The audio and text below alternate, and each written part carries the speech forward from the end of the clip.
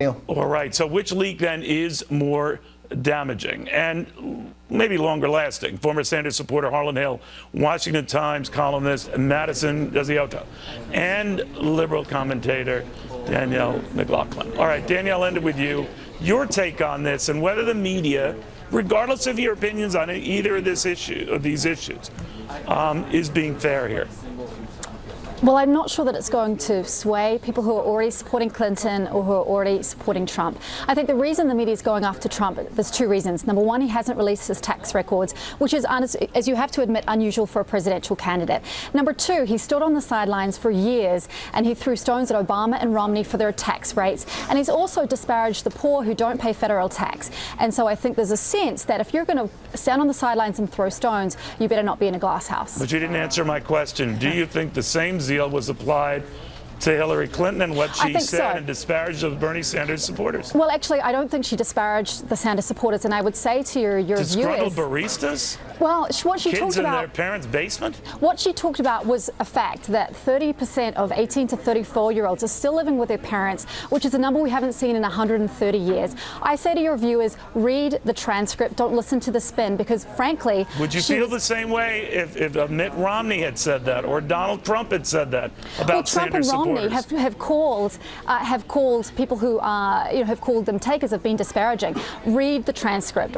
Frankly, Neil, this was not disparaging. She was very much emotionally connected. We not only read the transcript, we played it. But leaving that aside, right. Harlan, my only concern with this, regardless whether you like Hillary Clinton or whether you like Donald Trump, is if you're going to go after one on leaked taxes, and you certainly went after a prior Republican nominee on leaked audio, you should show maybe half the same zeal on this leaked audio.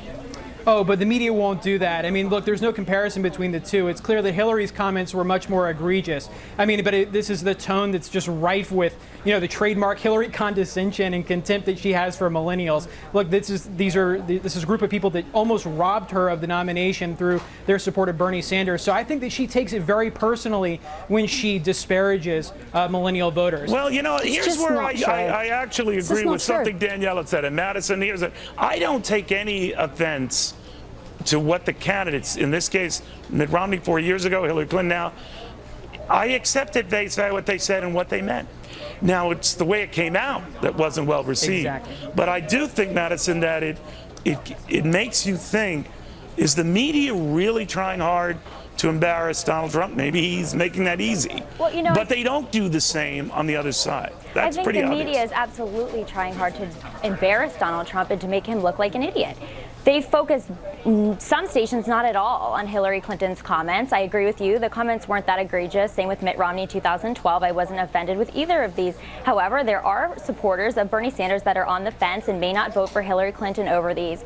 But going back to the media, I think what we're forgetting is Hillary Clinton, she's had failures less than 4 years ago they're not talking about. This is a leaked, potentially detrimental thing to her. But what's most important is Benghazi. Let's look at that. 4 Americans left dead because of her decisions as Secretary of State. Let's look at Boko Haram, who she refused to put on the official terrorism list during her time as Secretary of State.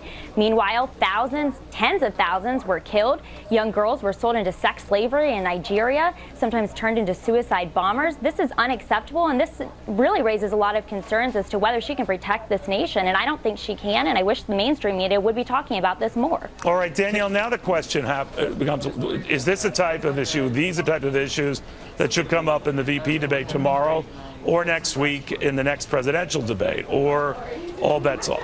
I suspect that they will.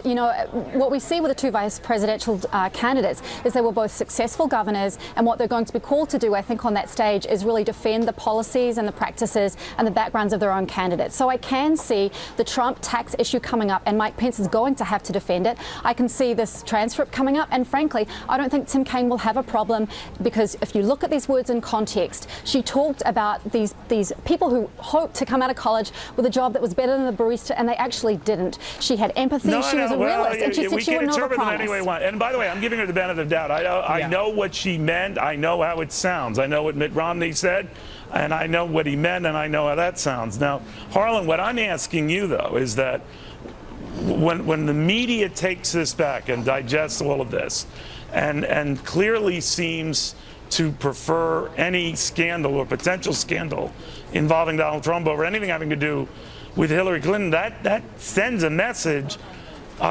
He's the guy we're after, not her. Oh, no question. Look, my new party trick is to ask New York Times and Washington Post reporters who's a greater threat to the United States, ISIS or Donald Trump? And almost always they're not able to give the straight answer that you'd expect. And so I think that actually tells you a lot about the mindset of the mainstream media in this country this election cycle. They will do and compromise all of their values to defeat him. And I think that's what this boils down to.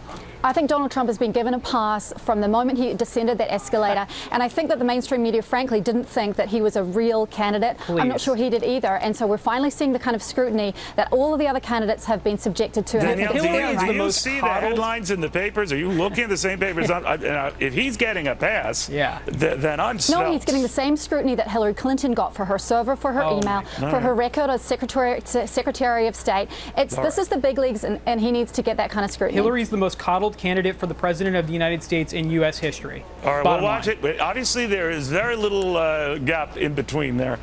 We'll see what happens, guys. Thank you very, very much.